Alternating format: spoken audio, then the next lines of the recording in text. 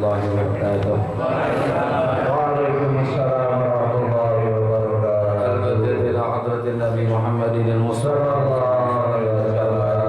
wa masyayikhina wa mu'allimina wa asatidina khususan li mu'allifi hadha kitab Syekh Muhammad Nawawi bin Umar Rajawi al-Bantani wa khususan li mu'assisi hadha majlisi wal masjidi anna Allah yaghfir lahum wa yarhamhum wa yu'li darajatihim bil jannah wa yanfa'una bi asrarihim wa anwarihim wa ulumihim wa nafa'atu bid din wad dunya wal akhirah wa anna Allah al-karim yaftahu alaina futuhal arifin wa yuqihuna bid din wa yarzuqna kamalal ikhlasi wal yaqinu ila hadratin nabi syai'un lana wa lahum al-Fatiha.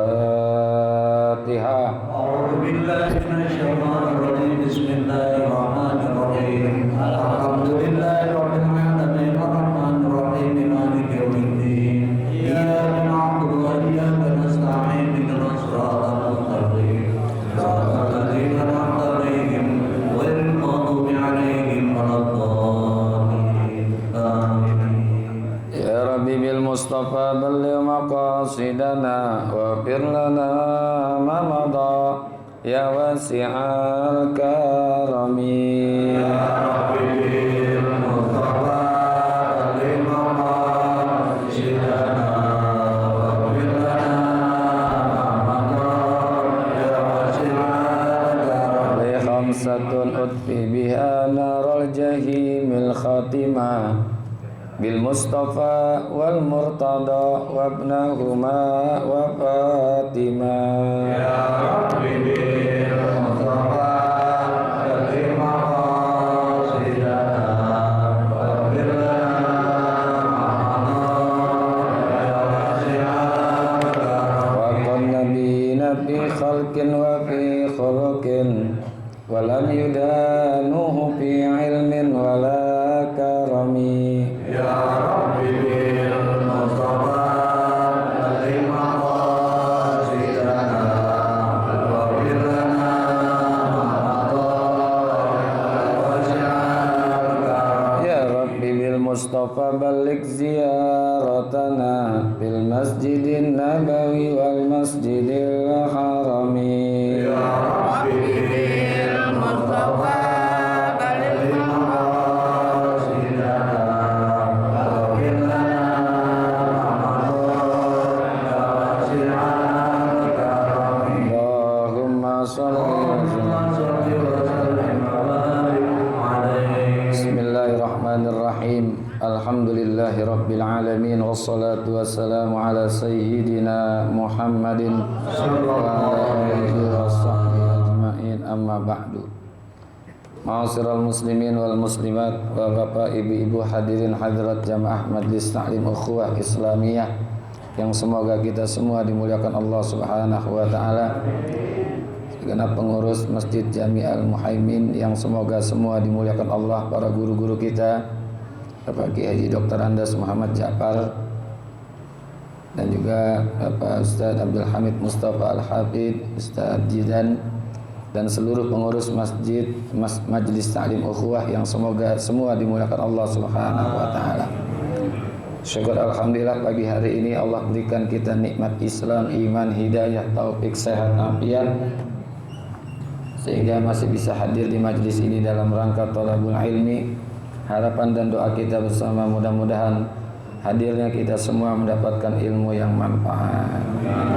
Sebelum dibaca kitab, kita baca Fatihah untuk guru kita Bapak Kiai Haji Dr. Andas Muhammad Ja'far. Infonya sedang dalam keadaan kurang sehat.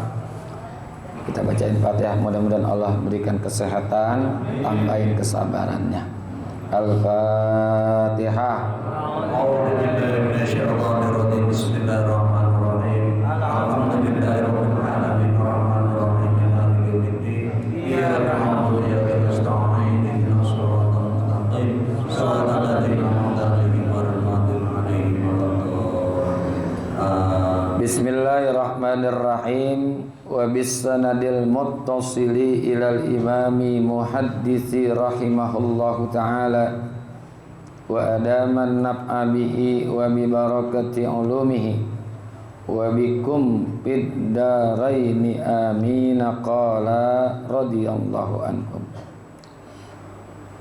Qala sallallahu alaihi wasallam, laukana itu ya, laukana ya.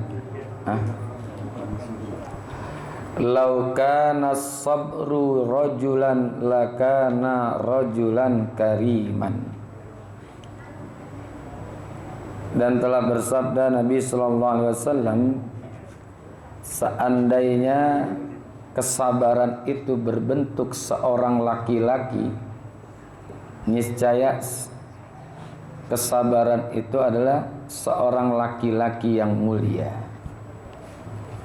Jadi kalau andainya sabar itu bisa diwujudkan seperti seseorang laki-laki, maka sabar itu adalah berbentuk seorang laki-laki yang mulia.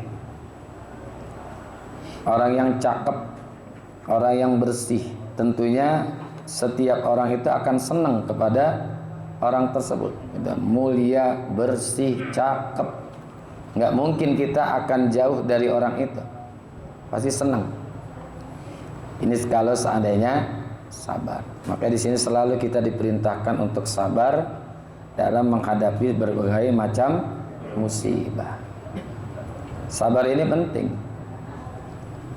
Jangan kayak Ukraina, kagak ada sabarnya. Baru 7 hari diperangi sama Rusia, udah minta bantuan sama Indonesia.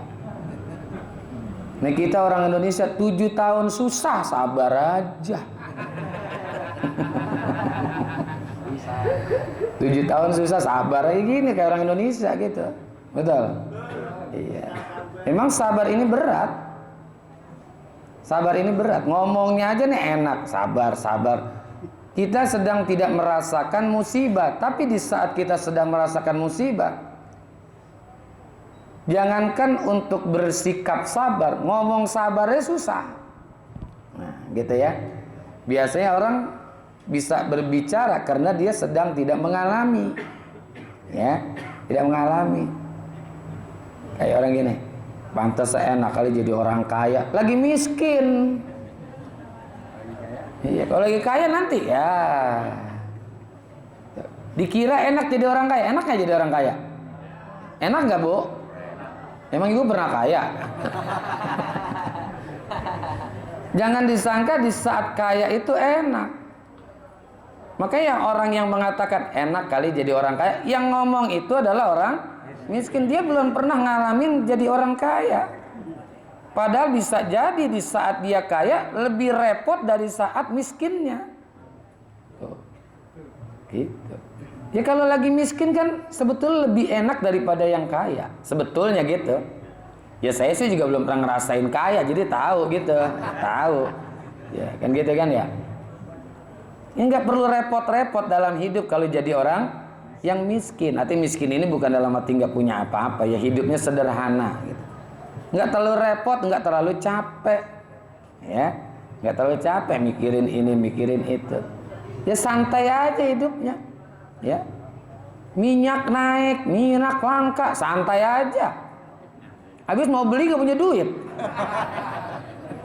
santai nggak? Iya. Kalau orang kaya kan mikir, kan puasa gimana nih?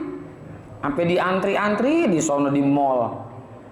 Tadi subuh-subuh saya lihat tadi ibu-ibu udah antri tuh di dekat sekolah Gedion apa sih itu tuh.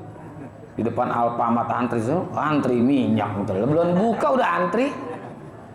Ya kan? Ya. Kalau orang miskin nggak perlu mikirin minyak, santai aja. Dia nungguin apa tuh? Nungguin dibagi orang. Nungguin sembako, nggak mikirin beli. Ya habis mau beli nggak punya duit. Tuh, jadi orang akan bisa mengatakan sesuatu itu begini-begini karena dia dalam keadaan tidak mengalami. Enak kali jadi ustadz. Wah, itu orang awam yang ngomong kayak gitu. Coba kalau jadi ustadz, maka gak capek. Ya kan itu ya? Iya, subuh-subuh dia udah ngajar sono, ngajar sih mutolaah dulu. Ya kan? Pulang jam 1 malam kadang-kadang. Bininya pengen nanyain kapan sih bang? Kapan pulangnya? Iya. Jadi gampang kita mengatakan biar jadi orang sabar. Gampang. Tapi di saat kita dalam keadaan mengalami sesuatu musibah, itu berat.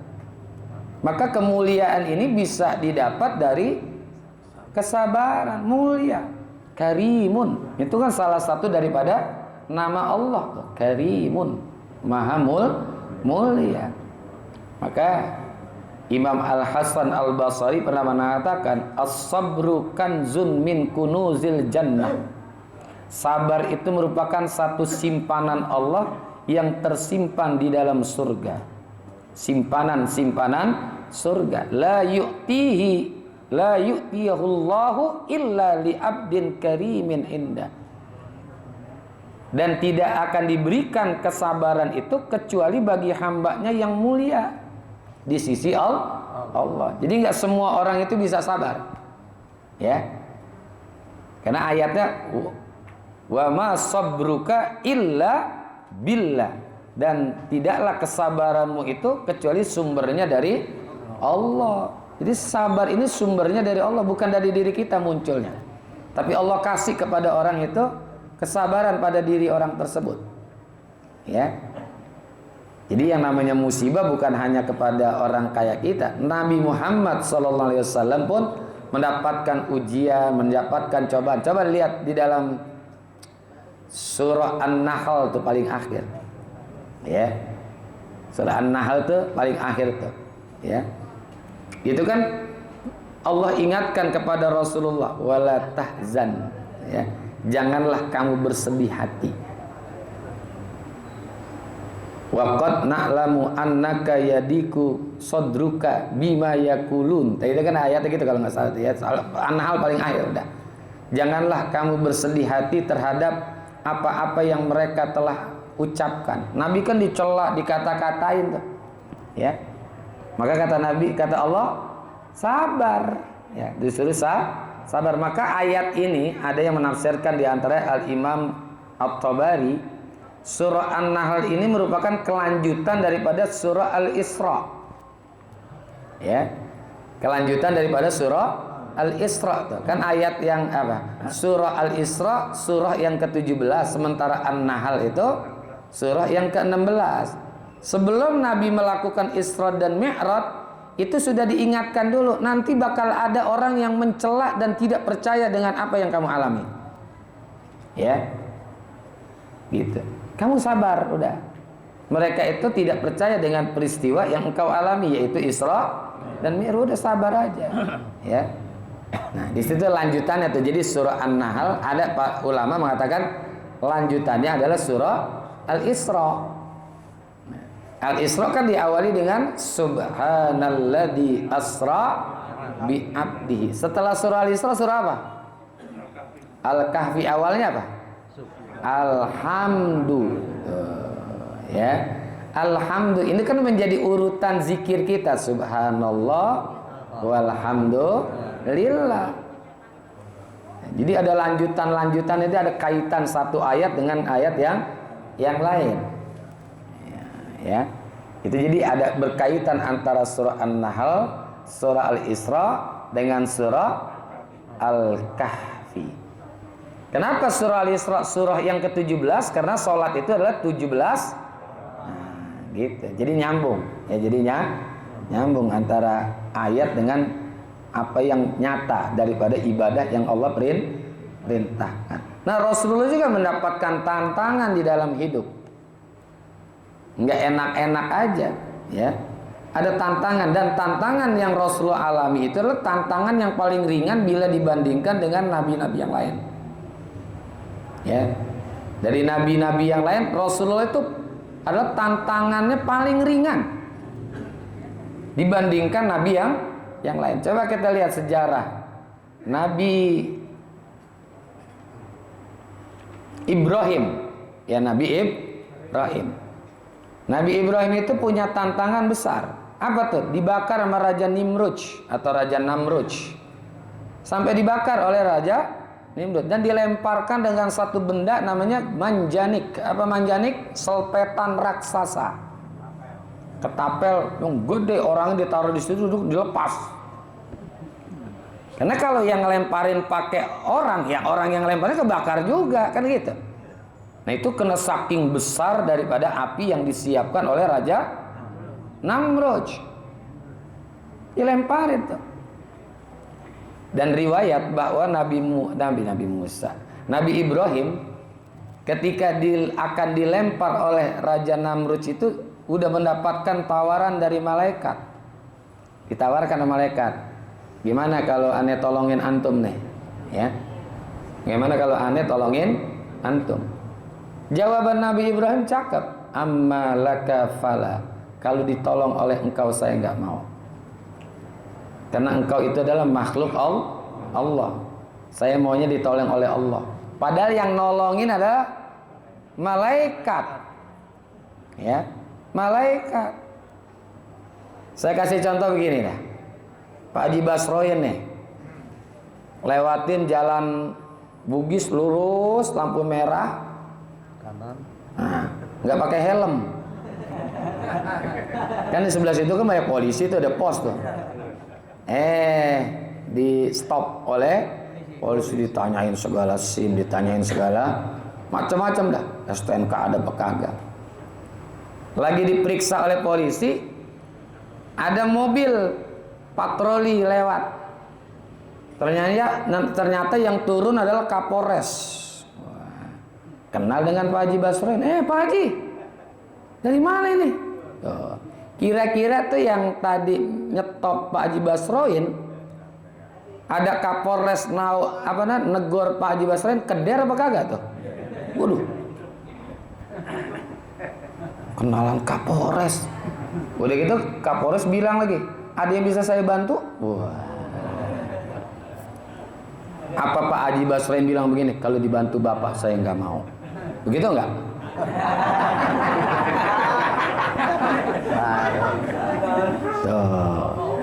Itu Nabi Ibrahim coba. Makanya doanya hasbiyallah wa ni'mal wakil, ni'mal maula wa ni'man nasir. Allah kasih pertolongan, ya naru kuni bardan wassalaman ala Ibrahim. Nabi pun ada yang mirip gini, tapi lebih ringan. Nabi itu dakwah ke satu kota namanya kota Taif, mengajak Banu Sakib. Itu di dalam rawi, yang suka baca rawi ada tuh.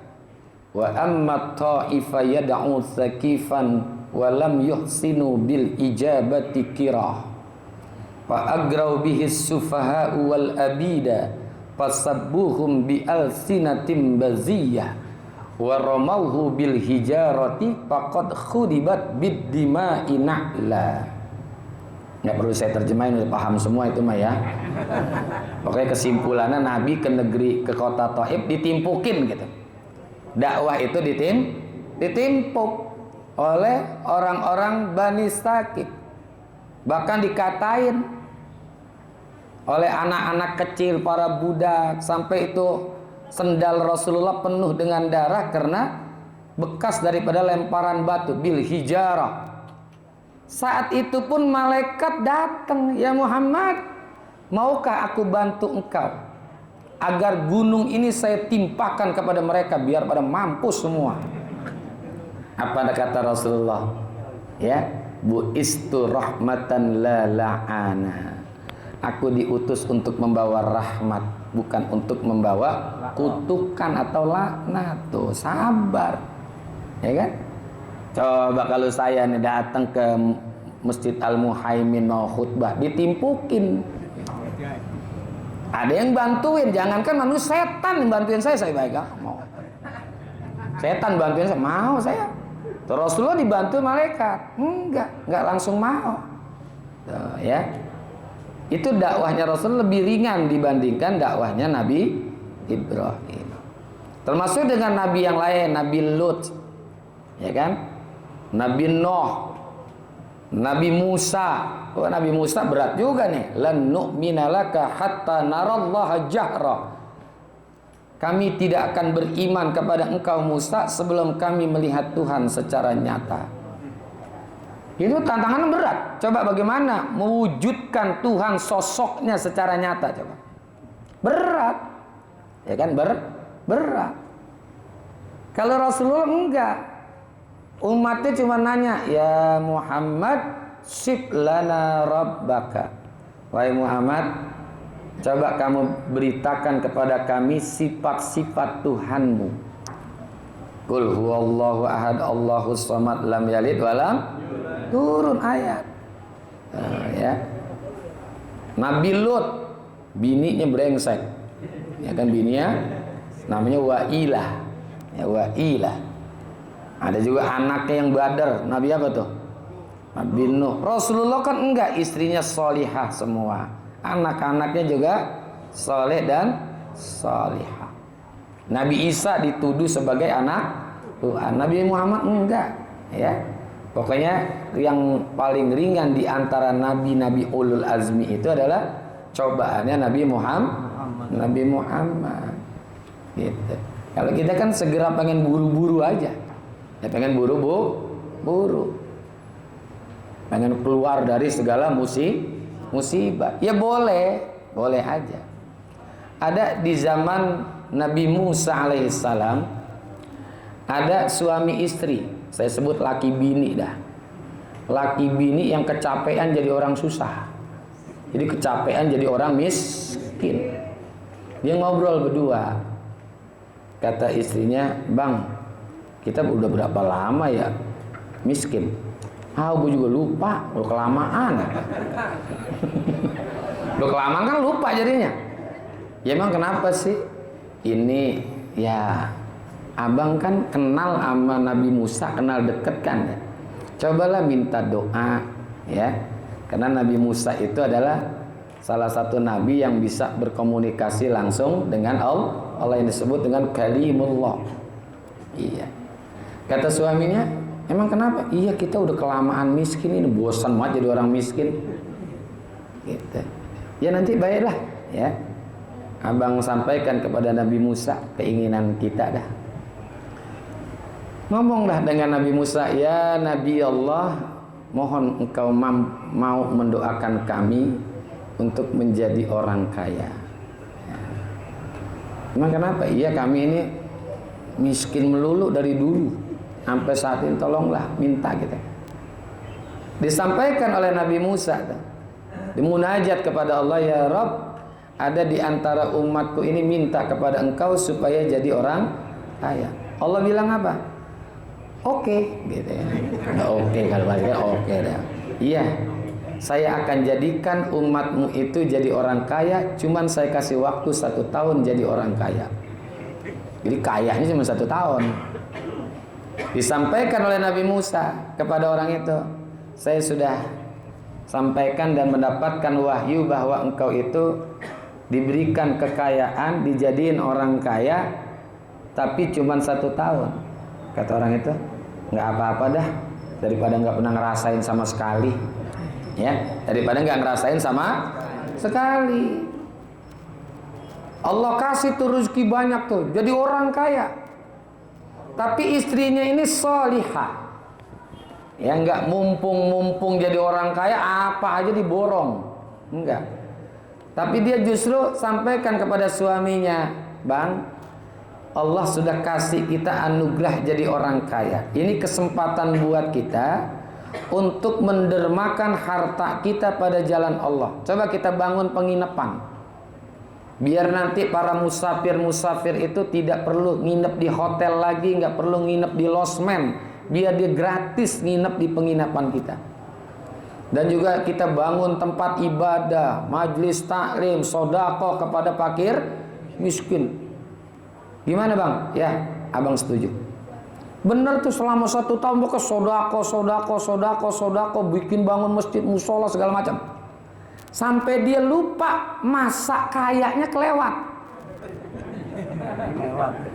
Jadi deadline kayanya dia lewat tuh, lupa dia. Bininya ingetin, "Bang, kayaknya udah lewat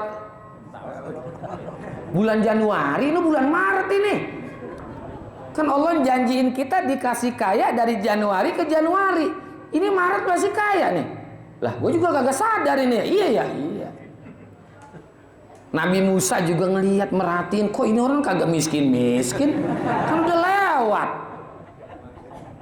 Nabi Musa nanya lagi kepada Allah, "Ya Allah, Ya Rabb, bukankah engkau janjikan bahwa umatku ini diberikan kekayaan cuma 1 tahun, ini udah kelewat. Ya udah kelewat. Gitu. Ini kena penalti nih jadi orang kaya nih. Wah, lewat. Kena penalti. Apa jawaban Allah? Allah katakan, aku memberikan kepada umatmu itu 1 pintu rezeki, tapi dia membuka banyak pintu-pintu rezeki. Aku malu kepada hambaku. Aku malu kepada hambaku ini karena dia, saya kasih 1 pintu rezeki, dia buka pintu-pintu rezeki yang lainnya. Maka aku tidak akan mau memberikan kepada dia kemiskinan kembali.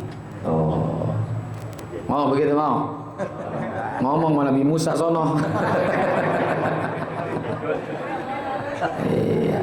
Artinya gini, kita kalau di dalam keadaan luang, lapang, punya harta, jangan kita pelit, ya jangan kita pelit gitu. Karena bisa jadi nanti kemiskinan balik lagi sama kita, bisa nggak? Iya. Gitu. Meskipun kita sekarang belum kaya sih, kan belum kaya ya. Kita sederhana lah. Yang penting cukup. Yang penting cukup. Makanya musibah ini hadapi dengan kesabaran. Segala apapun naik nggak apa-apa. Tempe kemarin kan langka, sekarang naik harganya ya. Daging tahu udah dagang belum? Naik juga. Nggak apa-apa, apapun naik harganya, nggak apa-apa. Yang penting punya duit buat belinya, daripada murah nggak punya duit. Itu prinsip orang tua saya gitu. Apaan aja biarin pada naik, yang penting kita punya duit untuk membelinya. Daripada murah nggak ada duit, ya kan susah juga. Gitu. Jadi hadapi santai aja. Ini sabar nih kalau bisa diumpamakan jadi orang mulia, maka sabar itu merupakan laki-laki yang mulia. Pasti kita senang sama dia. Kita senang ditimpa musibah, akan menjadi orang yang sabar. Karena setiap musibah itu pasti akan mengangkat derajat, menghapus dosa, nambahin pahala. Ya, makanya kita perlulah belajar sabar. Ya meskipun belum bisa sabar. Wa qala alaihi salatu wassalamu idza haballahu 'abdan ibtalah wallahu a'lam bissawab wa ilaihi marji'u wal ma'ab. Terima kasih dan mohon maaf. Wassalamualaikum warahmatullahi wabarakatuh. Waalaikumsalam. Saya lupa